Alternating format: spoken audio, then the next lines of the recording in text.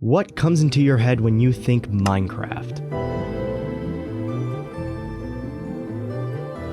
The game that sits at most popular for a reason. What you do in it is all up to you. You make your own adventure, your own buildings, your own way of survival. Remember the moments in which you first played the game? Remember how it felt to explore and figure out everything? It's a feeling that most people would say they want back.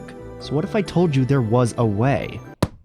I know my face looks like this, but I promise you, I'm not joking even a little bit. Minecraft on the 3DS came out during a weird time. The Nintendo Switch was already out for a few months, so it made more sense to put Minecraft on that thing. But instead, it came out on the new 3DS to a resounding Weird to put one of the most popular games on what was at the time a console a lot of us Nintendo fans were getting sick of. The 3DS overstayed its welcome, and it was the only thing keeping Nintendo on life support after the failure of their current home console, the Wii U. So for fans that had a Nintendo Switch, it was refreshing, and people were dying to have games on it, only for one of the biggest games in the world to come out on a device nobody wanted to see anymore. But it did make sense. It was early in the Switch's life, and people still owned a 3DS. Heck, kids probably didn't get a Switch until later that year on Christmas, so it was a way to give those people the ability to play Minecraft. And you probably know how this went. It came out, people didn't give it much thought. The Switch version came out, people forgot about this until recently, where said people have been dodging on it because they think it's inferior. But I want to argue that those people hating on the 3DS version of Minecraft are seeing it all wrong. They wanted to compete with other versions of the game when this, in its entirety,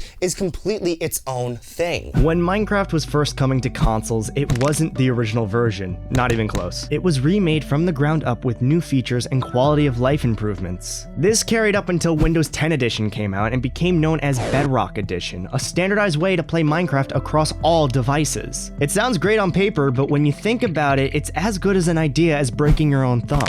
Trust me, I've tried. Making a standardized version across all platforms gives you great features like crossplay, but in the migration of getting to this point, something special was lost. Because PC, console, and mobile versions of the game each felt very unique. At its core, it was Minecraft, but underneath, each one had offered something new. It made it so buying each version could give you a different experience. You don't really get that anymore, but for a moment we got something that reminded us of that time. Now, is it as drastic as it used to be? No. You're not getting different menus or alternatives to the Nether. It's still trying to be as close to Minecraft as any other version would be. But because the 3DS has the same horsepower as a speck of dust in the wind, there had to be some limitations, and that is where Minecraft on the 3DS gets unique. I mean, just look at this menu. It oozes charm. You would start this version like any other. Create your world and spawn in, but here you get some more options. World size is the one that stood out to me the most, as Minecraft is known for its vast and infinite worlds.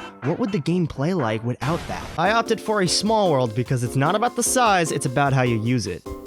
What? I wanted to feel the game's restrictions, like how I did when I first played on Pocket Edition, and I wanted to see how modern Minecraft works in a non-infinite world.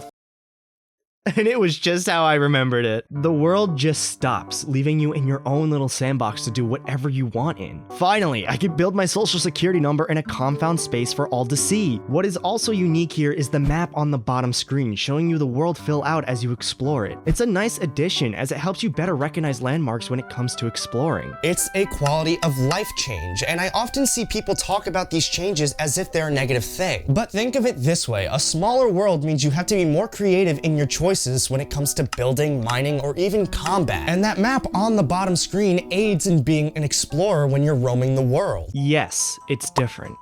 But different doesn't always equate to being bad. There is an argument to be made about how other versions don't have this kind of limitation, making them superior, but not everything is about having it be bigger in scope. For me, scaling things back causes me to view the world differently, causing me to play the game differently. I found myself more focused on mining than building in this version. There was a goal that I had in the small world that I would try to strip it of all its resources, like a true American! And I found that while the world lacks in length and width, it makes up for it in how deep it can go. You're not gonna find fancy caves like in the newer versions of the game, but I found found that I was getting the classic feeling of the big empty underground spaces, and in a way, it's nostalgic for someone like me who started playing in 2011. But I don't think it's nostalgia that's keeping this game afloat. If that were the case, then we'd be seeing unique elements like we did in legacy versions of Minecraft. Instead, we're seeing a mix of that and modern versions of Minecraft. The worlds and gameplay remind me of these older versions, but it has a lot more modern features that you'd be surprised to see here. The Nether is here, and it's real, and it's full, complete with nether fortresses and mobs like wither skeletons and blazes. And with blazes come potions and even eyes of Ender, and I learned that you can in fact beat this version of the game. I haven't done that yet because, well, in all honesty, I've never actually beaten Minecraft. Isn't that weird? Because I've been playing this game for almost 13 years and I haven't beaten it yet.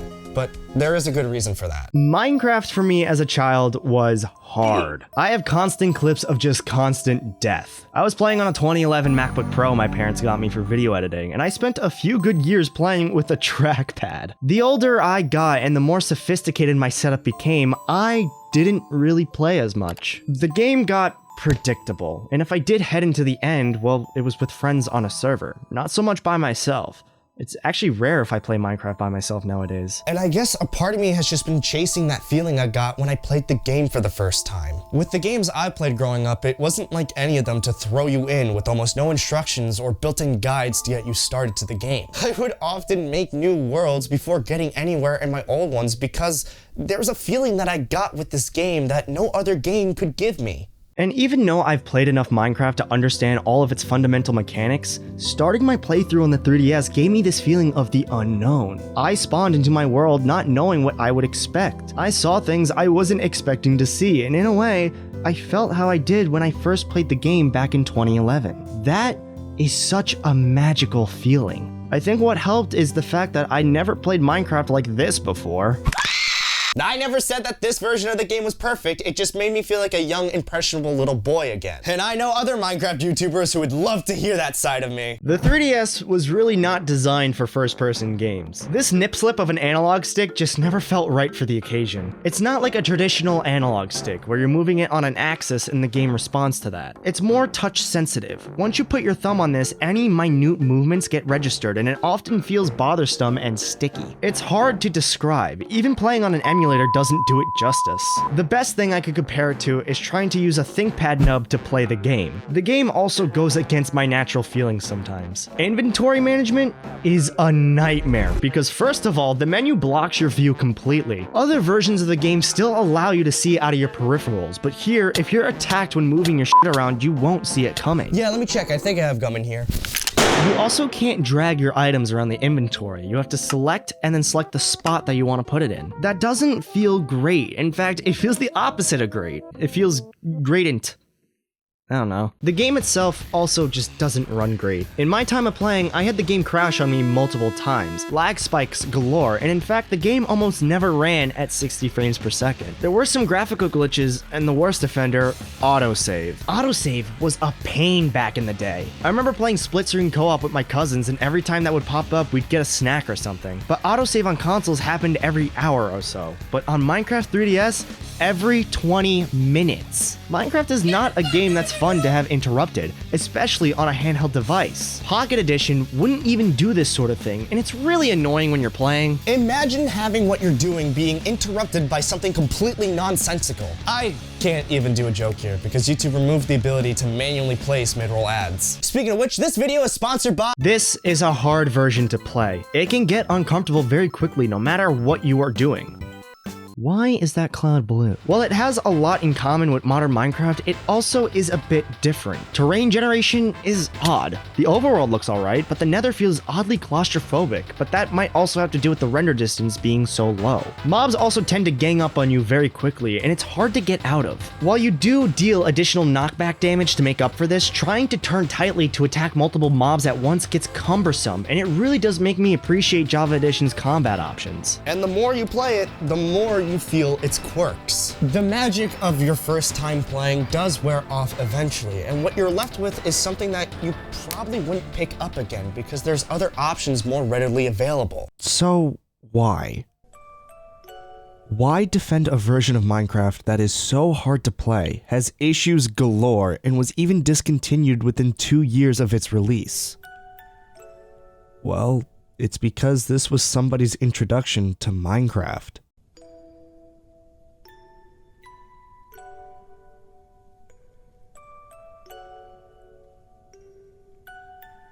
This was how they experienced the game for the first time, and when you really step back, this is the last version of the game that will be able to give you that feeling if you've already played the game before.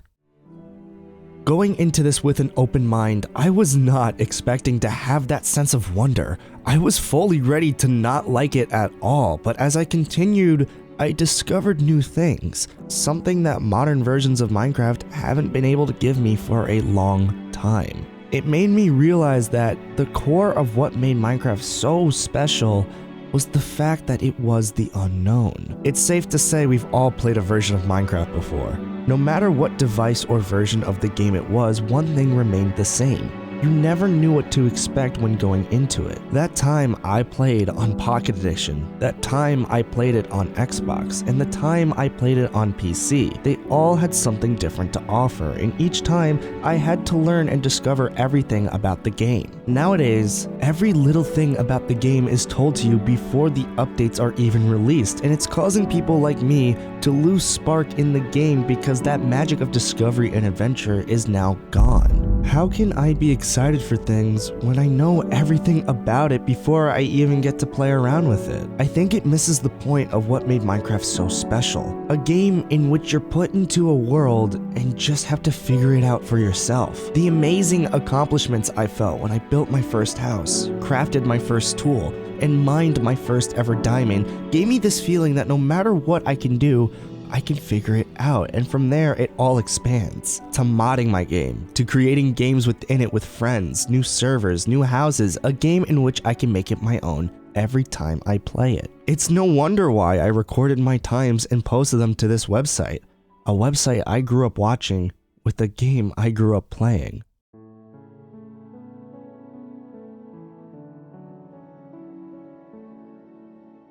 Everybody, it's Warrior517 and back to some more Minecraft. I guess we can start by making a crafting bench. Oh, I got an apple. Okay, cover my floor dog. We're going to be doing Mario Chase. Know that on the Wii U. Any portals you try to make will not work, so this F portal does not work, obviously. This is why you go to school, kids. You're going to a couple seconds, perfect. I'm literally like out of the biome. Storage chest. He was forced to be in this commentary, like, I'm not even joking. I'm kind of, like, at first when I heard the NX, I'm like, no, I have to leave, I have to leave together. And then, like, I heard, like, a bunch of these rumors, I'm like... For context, in middle school, I didn't have many friends. The ones I did have would constantly put me down. I wasn't the guy to fit in, and that kind of followed me throughout the years. But this game led me to a place where I could fit in, with people who understood me. And I think that kid would be amazed if he saw the person he'd come to be. It might be silly to give so much credit to a game, but games, just like movies, can shape your life, especially during your most fundamental moments of childhood. I found peace. I found passion.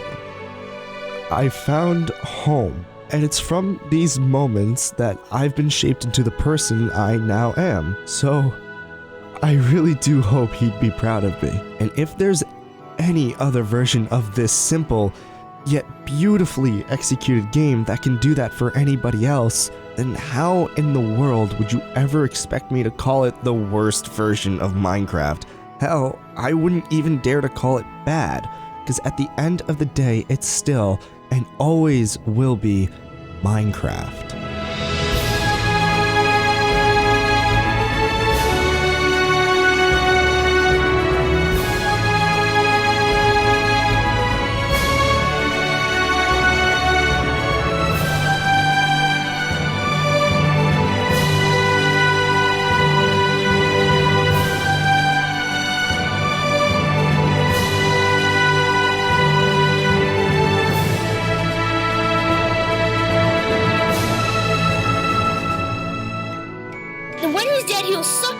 I'm going to be explaining what this beautiful world is, why that palace is underwater, and